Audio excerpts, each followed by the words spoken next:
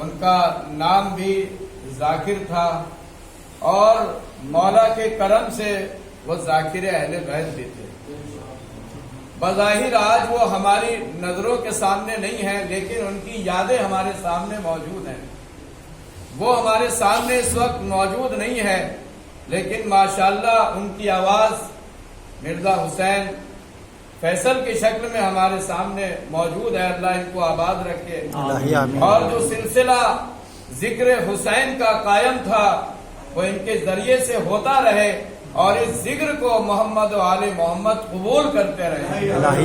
اور عزیزان محترم، اسی طریقے سے انسان کو ایسی زندگی گزارنا چاہیے اس دنیا میں رہ کر۔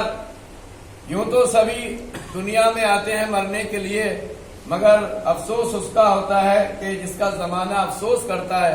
جیسا کہ مولا کائنات فرماتے ہیں کہ تم جیو تو اس طریقے سے جیو کہ لوگ تم سے ملنے کی آرزو کریں، تم سے ملنے کے لیے تڑپیں، اور جب تم اس دنیا کو چھوڑ کے چلے جاؤ تو لوگ تمہیں کار خیر میں یاد رکھیں، اچھائیوں سے تمہارا تذکرہ ہو۔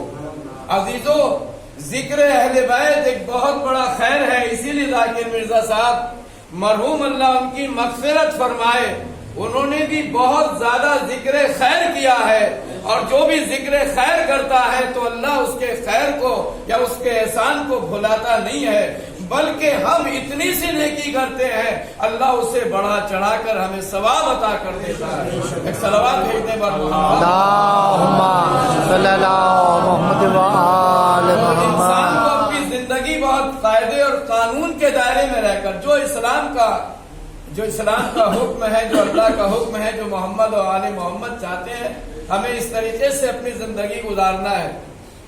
آج کل ہم بہت رات تک جاگتے ہیں، لیکن ہمیں کسی کو نماز صبح کی فکر نہیں ہوتی۔